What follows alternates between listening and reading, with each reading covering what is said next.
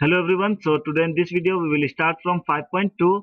What is a cell made up of? पूछा गया है कि एक सेल जो है वो किस चीज से बना हुआ है. What is the structural organization of a cell? अब बोला गया है कि सेल जो बना है उसके अंदर जो स्ट्रक्चर हम देख रहे हैं वो किस तरह से सेल के अंदर फिट बैठा हुआ है या फिर सेल के अंदर किस तरह से उसको ऑर्गेनाइज किया गया है, कौन सा ऑर्गेनल जो है वो किस तरह से काम कर रहा है, ये सारे चीज के बारे में हम लोग इस टॉपिक में पढ़ेंगे. We saw above that the cell has special components called organelles. हम लोग पिछले टॉपिक में पढ़े थे कि सेल के पास क्या होता है, उनके पास एक स्पेशल अलग ही खास तरह का क्या होता है, एक कंपोनेंट होता है जिसको हम क्या कहते हैं, ऑर्गेनल कहते हैं. और अलग अलग ऑर्गेनल्स का अलग अलग काम रहता है, जैसे कि हमारे बॉडी में अलग अलग ऑर्गन्स का अलग अलग फंक्शन रहता है. How is a cell organize? अब बोला गया है कि एक सेल जो है वो ऑर्गेनाइज कैसे हुआ है, किस तरह से सेल के अंदर ये सारे ऑर्गेनल जो है फिट बैठे हुए हैं, किनका क्या काम है, यही सारे चीज के बारे में अभी हम लोग को इस टॉपिक में डिस्कस करना है. If we study a cell under a microscope, we would come across three features in almost every cell: plasma membrane, nucleus and cytoplasm. अब बोला गया है कि अगर हम एक सेल को माइक्रोस्कोप के अंदर अगर स्टडी कर रहे हैं, माइक्रोस्कोप के थ्रू अगर स्टडी कर रहे हैं, तब किसी भी तरह का सेल को देखेंगे, प्लांट सेल हो, एनिमल सेल हो, चाहे कोई भी सिंगल सेल ऑर्गेनिजम्स हो, सब में हम लोग को तीन जो चीज होगा वो बेसिक हम लोग को दिखाई देगा, जो कि कॉमन होगा सारे सेल्स में: प्लाज्मा मेम्ब्रेन, न्यूक्लियस और साइटोप्लाज्म. ये तीन चीज एकदम बेसिक है, ये सभी सेल्स में प्रेजेंट रहते हैं. All activities inside the cell and interaction of the cell with its environment are possible due to these features. Let us see how. अब बोला गया है सेल्स के अंदर जो भी एक्टिविटीज हो रहा है वो सब इन तीन चीजों के मदद से ही हो रहा है. मतलब ये तीन चीज जो है वो क्या है, वो किसी भी सेल में बेसिक कंपोनेंट्स है, बिना इनके सेल जो है वो प्रेजेंट होना पॉसिबल नहीं है, एग्जिस्ट ही नहीं करेगा. और दूसरा चीज है कि सेल जो है वो एनवायरनमेंट के साथ किस तरह से बर्ताव कर रहा है, वो भी किस पे डिपेंड करता है, वो भी यही तीन चीज पे उनका डिपेंड करता है. अब बोला गया है इसी चीज को हम लोग और आगे अच्छा से विस्तार में समझते हैं. This is the outermost covering of the cell that separates the contents of the cell from its external environment. अब बोला गया प्लाज्मा मेम्ब्रेन क्या है, तो ये सेल का सबसे बाहर वाला कवर है जो कि सेल के अंदर के कंपोनेंट्स को बाहरी एनवायरनमेंट्स के कांटेक्ट में आने नहीं देता है या फिर बाहरी एनवायरनमेंट से सेपरेट करके रखता है. The plasma membrane allows or permits the entry and exit of some materials in and out of the cell. It also prevents movement of some other materials.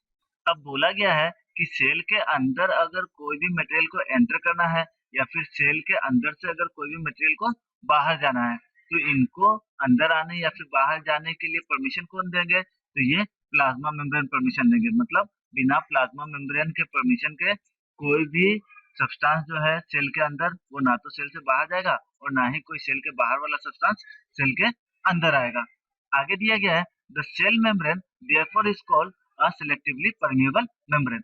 अब सेल मेम्ब्रेन को इसीलिए क्या बोला जाता है, सेलेक्टिवली परमिएबल मेम्ब्रेन बोला जाता है. क्यों? क्योंकि सेल मेम्ब्रेन के थ्रू ही सेलेक्टेड आइटम को सेल के अंदर एंट्री मिलता है या फिर सेल के बाहर उनको एग्जिट किया जाता है. How does the movement of substances take place into the cell? How do substances move out of the cell? अब पूछा गया है कि सेल के अंदर जो सब्सटेंस है वो सेल के अंदर कैसे मूवमेंट करते हैं और साथ ही साथ सेल के अंदर के सब्सटेंस जो है वो सेल के बाहर कैसे मूव करते हैं. Some substances like carbon dioxide or oxygen can move across the cell membrane by a process called diffusion. कुछ सब्सटेंस जैसे कि कार्बन डाइऑक्साइड हो गए, ऑक्सीजन हो गए, ये सब सेल मेम्ब्रेन के थ्रू आना जाना कर सकते हैं. और इस प्रोसेस को क्या कहते हैं, तो इस प्रोसेस को डिफ्यूजन कहते हैं. We have studied the process of diffusion in earlier chapters. हम लोग केमिस्ट्री के पिछले चैप्टर्स में पढ़े हैं कि डिफ्यूजन क्या होता है. We saw that there is spontaneous movement of a substance from a region of high concentration to a region where its concentration is low. अब बोला गया है कोई एक सब्सटेंस का मूवमेंट किधर से किधर होगा, हायर कंसंट्रेशन से लोअर कंसंट्रेशन की तरफ जब होगा तब उसको हम क्या कहेंगे, तब हम लोग उसको डिफ्यूजन कहेंगे. ध्यान दीजिएगा, कोई एक सब्सटेंस जिसका कंसंट्रेशन अगर एक रीजन में ज्यादा है तो वो किसकी तरफ जाएगा, वो उस रीजन की तरफ जाएगा जिस रीजन में उसका कंसंट्रेशन क्या है, कम है. और इसी प्रोसेस को क्या कहते हैं, इसी को हम लोग डिफ्यूजन कहते हैं. Something similar to this happens in cells when, for example, some substance like carbon dioxide, which is cellular waste and requires to be excreted out by the cell accumulates in high concentrations inside the cell. इसी तरह से cell के अंदर से carbon dioxide को बाहर निकाला जाता है। हम लोग जानते हैं कि सेल के अंदर अलग-अलग तरह का मेटाबॉलिज्म होते रहता है और ये सारे मेटाबॉलिज्म के दौरान कुछ वेस्ट प्रोडक्ट भी रिलीज होते हैं, जिनमें से कार्बन डाइऑक्साइड एक वेस्ट प्रोडक्ट है। अब इस वेस्ट प्रोडक्ट को सेल के बाहर निकालना पड़ता है, तो इसको बाहर कैसे निकालेंगे? तो इस वेस्ट प्रोडक्ट को हम लोग किसके मदद से? डिफ्यूजन के मदद से बाहर निकालेंगे। यहाँ पे बस एक एग्जांपल लिया गया कार्बन डाइऑक्साइड का, इसके अलावा और भी बहुत सारे वेस्ट मटेरियल्स हैं जिनको हम लोग डिफ्यूजन के मदद से सेल के बाहर निकाल सकते हैं। In the cell's external environment, the concentration of carbon dioxide is low as compared to that inside the cell. अब बोला गया है कि सेल के बाहर जो कार्बन डाइऑक्साइड का कंसंट्रेशन होगा वो क्या हो जाता है? वो कम हो जाता है और सेल के अंदर जो कार्बन डाइऑक्साइड का कंसंट्रेशन है वो क्या हो जा रहा है? वो ज्यादा हो जा रहा है। As soon as there is a difference of concentration of CO2 inside and outside a cell, CO2 moves out of the cell from a region of high concentration to a region of low concentration outside the cell by the process of diffusion. अब बोला गया है कि जैसे ही carbon dioxide का concentration cell के अंदर और सेल के बाहर में क्या होगा? अंतर दिखाई देगा। मतलब सेल के अंदर कार्बन डाइऑक्साइड का कंसंट्रेशन क्या हो जा रहा है? ज्यादा हो जा रहा है और सेल के बाहर जो है वो वहां पे कार्बन डाइऑक्साइड का कंसंट्रेशन क्या हो रहा है? कम हो जा रहा है। तब ऐसा में क्या होगा? तो ऐसा में कार्बन डाइऑक्साइड जो है वो सेल के बाहर मूव करेगा और इसी प्रोसेस को क्या कहते हैं? इसी प्रोसेस को डिफ्यूजन कहते हैं, जिसमें मॉलिक्यूल जो है वो हायर कंसंट्रेशन से लोअर कंसंट्रेशन की तरफ मूव करता है। Similarly, O2 enters the cell by the process of diffusion when the level or concentration of O2 inside the cell decreases. अब बोला गया है कि इसी तरह से ऑक्सीजन जो है वो सेल के अंदर मूव करेगा। कब? जबकि सेल के अंदर ऑक्सीजन का मात्रा क्या होगा? कम हो जाएगा। किसके कंपेयर से? बाहरी एनवायरनमेंट के कंपेयर से। ध्यान दीजिएगा, जब बाहर एनवायरनमेंट में अगर ऑक्सीजन का कंसंट्रेशन ज्यादा है और सेल के अंदर क्या हो जाता है? ऑक्सीजन का कंसंट्रेशन कम हो जाता है, तब एनवायरनमेंट से ऑक्सीजन जो किसकी तरफ मूव करेगा? वो सेल के अंदर मूव करेगा। Water also obeys the law of diffusion. जैसे कार्बन डाइऑक्साइड और ऑक्सीजन जो है वो लॉ ऑफ डिफ्यूजन को फॉलो कर रहे थे, वैसे वाटर भी क्या करेंगे? वो भी लॉ ऑफ डिफ्यूजन को फॉलो करेंगे। The movement of water molecules through such A selectively permeable membrane is called osmosis. और जब वाटर का मूवमेंट किसी सिलेक्टिवली परमिएबल मेम्ब्रेन के थ्रू होगा, तब उस मूवमेंट को हम क्या कहेंगे? उस तरह के डिफ्यूजन को हम क्या कहेंगे? ऑस्मोसिस कहेंगे। The movement of water across the plasma membrane is also affected by amount of substance dissolved in water. अब बोला गया है कि कितना पानी का मात्रा जो है वो प्लाज्मा मेम्ब्रेन के थ्रू क्या करेगा? डिफ्यूज करेगा, मूवमेंट शो करेगा। वो भी किस पे डिपेंडेंट रहता है? वो भी पानी में कितना सब्सटेंस मिला हुआ है उस पे डिपेंडेंट रहता है। Thus, osmosis is the passage of water from a region of high water concentration through a semi-permeable membrane to a region of low water concentration. तो osmosis क्या है? तो osmosis जो है वो पानी का बहाव है। किसके थ्रू पानी का बहाव है? तो सेमी परमिएबल मेम्ब्रेन के थ्रू। अब पानी किधर से किधर जाएगा? तो ध्यान देना है, पानी जो है वो हाई वाटर कंसंट्रेशन से लो वाटर कंसंट्रेशन की तरफ मूव करेगा। किसके थ्रू? एक सेमी परमिएबल मेम्ब्रेन के थ्रू। ध्यान दीजिएगा, जिस साइड पानी का मात्रा जो है वो ज्यादा रहेगा, जिस साइड पानी का मोलिक्यूल्स ज्यादा रहेगा, उस तरफ से वो जिस साइड पानी का मोलिक्यूल्स कम है उस साइड वो क्या करेंगे? वो मूवमेंट शो करेंगे। किसके थ्रू? एक सेमी परमिएबल मेम्ब्रेन के थ्रू। और इसी प्रोसेस को क्या कहते हैं? इसी प्रोसेस को हम लोग ऑस्मोसिस कहते हैं। What will happen if we put an animal cell or a plant cell into a solution of sugar or salt in water? अब बोला गया है कि शुगर का सॉल्यूशन या फिर सॉल्ट का वाटर सॉल्यूशन में हम लोग क्या डाल रहे हैं? हम लोग प्लांट सेल या फिर एनिमल सेल को डालेंगे तो हम लोग को क्या देखने को मिलेगा? तो नीचे हम लोग को 3 कंडीशन दे रखा है। ये तीनों कंडीशंस में से कोई एक कंडीशन हम लोग को देखने को मिलेगा। तो अभी हम लोग पहले तीनों कंडीशंस को पढ़ते हैं। If the medium surrounding the cell has a higher water concentration than the cell, meaning that the outside solution is very dilute, the cell will gain water by osmosis. Such a solution is known as hypotonic solution. अगर cell के बाहर का जो medium है उसमें water का concentration अगर क्या हो रहा है? ज्यादा हो रहा है, तब क्या होगा? तब सेल जो है वो क्या करेगा? वाटर गेन करेगा। यहाँ पे हायर वाटर कंसंट्रेशन का मतलब क्या है? मतलब सेल के बाहर का जो सॉल्यूशन है वो क्या है? वो बहुत ही ज्यादा डाइल्यूट है। तो ऐसे केस में क्या होगा? ऐसे केस में सेल जो है वो वाटर को गेन करेंगे किस प्रोसेस से? ऑस्मोसिस के प्रोसेस से। और ऐसा सॉल्यूशन को हम क्या कहते हैं? ऐसा सॉल्यूशन को हम लोग कहते हैं hypotonic solution. Water molecules are free to pass across the cell membrane in both direction. अब बोला गया है कि वाटर मॉलिक्यूल जो है वो सेल मेम्ब्रेन के थ्रू दोनों डायरेक्शन में पास कर सकते हैं। दोनों डायरेक्शन का मतलब क्या? दोनों डायरेक्शन का मतलब सेल के अंदर भी जा सकते हैं और सेल के बाहर भी जा सकते हैं। But more water will come into the cell then will leave. अब बोला है कि क्या होगा कि ज्यादा वाटर जो है वो सेल के अंदर आएगा और कम वाटर जो है वो बाहर जाएगा। मतलब अगर कंपेयर किया जाए तो क्या होगा? तो सेल जो है वाटर गेन ही करेगा। The net result is that water enters the cell. और नेट रिजल्ट में क्या दिया हुआ है? नेट रिजल्ट होगा कि वाटर जो है वो क्या कर रहा है? वो सेल के अंदर एंटर कर रहा है। The cell is likely to swell up. और जिसके कारण क्या हो रहा है? सेल जो है वो क्या कर रहा है? वाटर गेन कर रहा है। जिसके कारण क्या होगा? सेल क्या हो जाएगा? वो स्वेल कर जाएगा, वो फूल जाएगा। If the medium has exactly the same water concentration as the cell, there will be no net movement of water across the cell membrane. अब बोला गया है कि अगर जिस मीडियम में सेल को रखा गया है उसमें वाटर का कंसंट्रेशन कितना होगा? सेम जितना कि सेल के अंदर वाटर का कंसंट्रेशन है उतना ही अगर मीडियम का भी वाटर का कंसंट्रेशन होगा तो हम लोग को यहाँ पे वाटर का कोई मूवमेंट देखने को नहीं मिलेगा सेल मेम्ब्रेन के through. Such a solution is known as an isotonic solution. और इस तरह का सॉल्यूशन को हम क्या कहते हैं? इस तरह का सॉल्यूशन को हम आइसोटोनिक सॉल्यूशन कहते हैं। Water crosses the cell membrane in both directions but the amount going in is the same as the amount going out, so there is no overall movement of water, the cell will stay the same size. अब बोला गया है कि water जो है वो दोनों direction में मूव करता है। हम लोग पिछले टॉपिक में पढ़े थे। यहाँ पर भी क्या हो रहा है? यहाँ पर भी वाटर दोनों डायरेक्शन में मूव कर रहा है, लेकिन जितना वाटर बाहर जा रहा है सेम अमाउंट क्या हो रहा है? वाटर जो है वो अंदर भी आ रहा है। इसीलिए यहाँ पे हम लोग को वाटर का कोई ओवरऑल मूवमेंट देखने को नहीं मिलेगा। और सेल का साइज में भी क्या होगा? कोई चेंजेस हम लोग को देखने को नहीं मिलेगा। सेल का जो साइज था वही साइज का सेल हम लोग को आइसोटोनिक सॉल्यूशन में देखने को मिलेगा, जहाँ पे वाटर का कंसंट्रेशन जो है कैसा रहता है?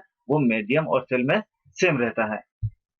If the medium has a lower concentration of water than the cell, meaning that it is a very concentrated solution, the cell will lose water by osmosis. Such a solution is known as a hypertonic solution. अगर medium में water का concentration बहुत ही ज्यादा लो है cell के compare से, मतलब कि जो हमारा मीडियम है जिसमें सेल रखा गया है वो कैसा है? वो बहुत ही ज्यादा कंसंट्रेटेड सॉल्यूशन है। तब क्या होगा? तब ऐसे केस में सेल जो है वो वाटर को लूज करेंगे किसके थ्रू? ऑस्मोसिस के थ्रू। क्यों? क्योंकि हम पढ़े थे कि वाटर जो है वो हायर कंसंट्रेशन से लोअर कंसंट्रेशन की तरफ मूव करता है। तो अभी क्या हो रहा है? अभी सेल के अंदर वाटर का कंसंट्रेशन क्या है? ज्यादा है, और सेल के बाहर का जो मीडियम है उसमें वाटर का कंसंट्रेशन क्या है? कम है। इसीलिए सेल जो है वो क्या कर रहा है? वाटर को लूज कर रहा है। और इस तरह के सॉल्यूशन को हम क्या कहते हैं? इस तरह के सॉल्यूशन को हम हाइपरटोनिक सॉल्यूशन कहते हैं। Again, water crosses the cell membrane in both directions, but this time more water leaves the cell than enters it. Therefore, the cell will shrink. अब फिर से क्या हो रहा है? हम लोग जानते हैं कि वाटर दोनों डायरेक्शन में मूव करता है, लेकिन इस केस में क्या हुआ? इस केस में सेल से ज्यादा वाटर क्या किया?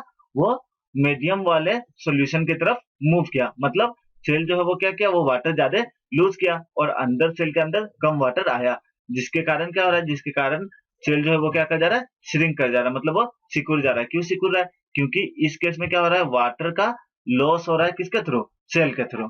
Thus, osmosis is a special case of diffusion through a selectively permeable membrane. तो अभी हम लोग इतना समझ गए हैं कि osmosis क्या है? osmosis भी diffusion का ही एक स्पेशल केस है, जो किसके थ्रू होता है? जो कि selectively permeable membrane के थ्रू होता है।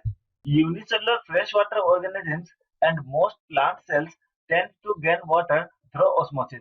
अब बोला गया है कि जो भी फ्रेश वाटर में रहने वाले यूनिसेलुलर ऑर्गेनिजम्स है या फिर बहुत सारे प्लांट सेल्स भी है, वो सब कैसे वाटर गेन करते हैं? वो ऑस्मोसिस के थ्रू वाटर गेन करते हैं। Absorption of water by plant roots is also an example of osmosis. Plants के रूट के थ्रू जो वाटर का एब्जॉर्प्शन होता है वो भी ऑस्मोसिस का ही एक एग्जांपल है। Thus, diffusion is important in exchange of gases and water in the life of a cell. Cell के जीवन में गैस और वाटर का एक्सचेंज के लिए डिफ्यूजन बहुत ही ज्यादा इंपॉर्टेंट होता है। In addition to this, the cell also obtains nutrition from its environment. अब गैस और वाटर के अलावा सेल को क्या चाहिए, उनको न्यूट्रिशन भी चाहिए, तो वो भी वो कहाँ से ऑब्टेन करते हैं, वो एनवायरमेंट से ही ऑब्टेन करते हैं. Different molecules move in and out of the cell through a type of transport requiring use of energy. अब बोला गया है कि अलग अलग तरह के मॉलिक्यूल्स सेल के अंदर आते हैं या फिर सेल से बाहर जाते हैं, और इस तरह का मॉलिक्यूल्स का ट्रांसपोर्ट के लिए क्या चीज का जरूरत पड़ता है, सेल को एनर्जी का जरूरत पड़ता है. मतलब एनर्जी के यूज करके ये मॉलिक्यूल्स सेल के अंदर आते हैं या फिर सेल से बाहर जाते हैं. The plasma membrane is flexible and is made up of organic molecules called lipids and proteins. अब बोला गया है प्लाज्मा मेम्ब्रेन जो होते हैं वो कैसे होते हैं, वो फ्लेक्सिबल होते हैं और बने हुए किस चीज से होते हैं, तो ऑर्गेनिक मॉलिक्यूल से बने हुए होते हैं. कौन कौन सा ऑर्गेनिक मॉलिक्यूल्स, तो लिपिड्स और प्रोटीन से प्लाज्मा मेम्ब्रेन बने हुए रहते हैं. यहाँ पे ऑर्गेनिक मॉलिक्यूल्स का मतलब क्या है, मतलब सेल के द्वारा खुद से सिंथेसाइज किया हुआ मॉलिक्यूल से ये बने हुए रहते हैं. ये जो लिपिड्स और प्रोटीन्स है ये कहीं बाहर से नहीं आता है, ये सेल जो है वो खुद सिंथेसाइज करते हैं. The flexibility of the cell membrane also enables the cell to engulf in food and other material from its external environment. अब सेल मेम्ब्रेन में जो फ्लेक्सिबिलिटी प्रेजेंट है, उस फ्लेक्सिबिलिटी के मदद से सेल जो है वो क्या करते हैं, वो बाहरी एनवायरनमेंट में अगर कोई फूड पार्टिकल प्रेजेंट है तो उसको वो एनगल्फ कर पाते हैं, मतलब अपने बॉडी के अंदर ले पाते हैं. Such process are known as endocytosis. और ये इसी तरह के प्रोसेस को हम क्या कहते हैं, इसी प्रोसेस को हम लोग एंडोकाइटोसिस कहते हैं. Amoeba acquires its food through such processes. अब बोला गया है कि अमीबा जो है वो इसी तरह के प्रोसेस से, एंडोकाइटोसिस के प्रोसेस से ही फूड को क्या करते हैं, ऑब्टेन करते हैं. अब हमारा अगला टॉपिक है cell wall. Plant cells in addition to the plasma membrane have another rigid outer covering called the cell wall. Plant cell में प्लाज्मा मेम्ब्रेन तो होते ही होते हैं, जैसे कि एनिमल सेल में हम देखे थे. उसके साथ साथ प्लांट सेल में एक हम लोग को और आउटर कवरिंग देखने को मिलता है, मतलब बाहरी एक और कवर प्लाज्मा मेम्ब्रेन के बाद देखने को मिलता है. और वो कवर कैसा होगा, वो कवर बहुत ही सख्त होगा, मजबूत होगा, और इसी कवर को हम क्या कहते हैं, इसी को हम लोग सेल वॉल कहते हैं. The cell wall lies outside the plasma membrane. ये जो सेल वॉल है वो कहाँ प्रेजेंट रहेंगे, वो प्लाज्मा मेम्ब्रेन के बाहर प्रेजेंट रहते हैं. The plant cell wall is mainly composed of cellulose. और प्लांट सेल वॉल जो है वो किस चीज से बने हुए हैं, तो वो सेलुलोज से बने हुए रहते हैं. Cellulose is a complex substance and provides structural strength to plants. अब बोला है कि सेलुलोज क्या है, तो सेलुलोज एक कॉम्प्लेक्स सब्सटेंस है जो कि प्लांट्स को क्या प्रोवाइड करते हैं, तो प्लांट्स को वो स्ट्रक्चरल स्ट्रेंथ प्रोवाइड करते हैं. When a living plant cell loses water through osmosis, there is shrinkage or contraction of the contents of the cell away from the cell wall. This phenomenon is known as plasmolysis.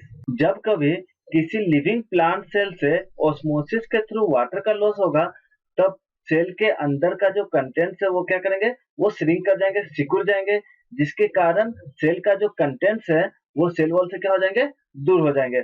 और इसी phenomenon को हम क्या कहते हैं, तो इसी phenomenon को हम प्लाज्मोलाइसिस कहते हैं. It appears that only living cells and not dead cells are able to absorb water by osmosis. जो भी लिविंग सेल्स होंगे सिर्फ वही ऑस्मोसिस के थ्रू वाटर को एब्जॉर्ब कर पाएंगे. डेड सेल्स जो होंगे वो ऑस्मोसिस के थ्रू वाटर को एब्जॉर्ब नहीं कर पाएंगे. Cell walls permit the cells of plants, fungi and bacteria to withstand very dilute hypotonic external media without bursting. In such media, the cells tend to take up water by osmosis. अब अगर plant cell को, fungi को या फिर bacteria को बहुत ही ज्यादा dilute medium में रखा जाएगा, मतलब हाइपोटोनिक सॉल्यूशन में अगर रखा जाएगा, तब क्या होगा, तब सेल जो है वो क्या करेंगे, वो वाटर गेन करेंगे. हम लोग पिछले टॉपिक में पढ़े थे कि जब मीडियम जो होगा वो बहुत ज्यादा डाइल्यूटेड होगा तो सेल क्या करेंगे, सेल जो है वो वाटर गेन करते हैं. तो यहाँ पे वाटर गेन करेंगे, सेल जो है स्वेल भी करेगा, लेकिन ब्रस्ट नहीं होगा. क्यों नहीं ब्रस्ट होगा, क्योंकि ये जो प्लांट सेल हो गया, फंगी है या फिर बैक्टीरिया है, ये सब में क्या प्रेजेंट होता है, इसमें सेल वॉल प्रेजेंट होता है, जिसके कारण सेल जो है वो ब्रस्ट नहीं होता है. The cell swells building up pressure against the cell wall. The wall exerts an equal pressure against the swollen cell. अब बोला गया है कि जैसे ही मीडियम में रखा जाएगा तो क्या करेगा, वो वाटर गेन करेगा, तो वाटर गेन करने का स्वेल करेगा, और जैसे ही सेल स्वेल करने लगेगा वैसे ही क्या करेंगे, सेल जो है वो सेल वॉल को क्या करेंगे, उसको कुछ ये प्रेशर एक्सर्ट करेंगे. मतलब जैसे अंदर का जो सेल है वो बढ़ेगा तो ऑब्वियस है कि सेल वॉल और सेल मेम्ब्रेन के बीच का जगह जो होगा वो क्या करेगा, कम होगा, जिसके कारण सेल वॉल पे क्या होगा, एक प्रेशर एक्सर्ट किया जाएगा, किसके द्वारा, सेल के द्वारा। और उतना ही प्रेशर, सेम मात्रा में प्रेशर जो है वो सेल वॉल भी एक्सर्ट करेगा, किसके ऊपर, सोलन सेल के ऊपर। जो सेल फूल चुका है अंदर में सेल वॉल के अंदर, उसी सेल के ऊपर सेल वॉल भी उतना ही प्रेशर एक्सर्ट करेगा जितना कि सेल जो है वो सेल वॉल के ऊपर कर रहा है। Because of their walls, such cells can withstand much greater changes in the surrounding medium than animal cell. अब बोला गया है कि इस सेल्स में क्या है, सेल वॉल प्रेजेंट है, जिसके कारण से वो ज्यादा चेंज होने वाले एनवायरनमेंट में भी क्या कर सकते हैं, वो आसानी से रह सकते हैं। जैसे कि अगर बहुत ज्यादा डाइल्यूटेड सॉल्यूशन में भी, मीडियम में भी उनको रख दिया जाए, फिर भी वो स्वेल करके ब्रस्ट नहीं करेंगे, जैसा कि एनिमल सेल में देखने को मिलता है। अगर एनिमल सेल को ज्यादा डाइल्यूटेड मीडियम में रख देंगे तो वो स्वेल करके ब्रस्ट कर जा सकते हैं, लेकिन प्लांट सेल जो है उनमें ऐसा नहीं होगा। यहाँ तक कि फंगी और बैक्टीरिया में भी ऐसा नहीं होगा। क्यों? क्योंकि उनमें सेल वॉल प्रेजेंट रहता है।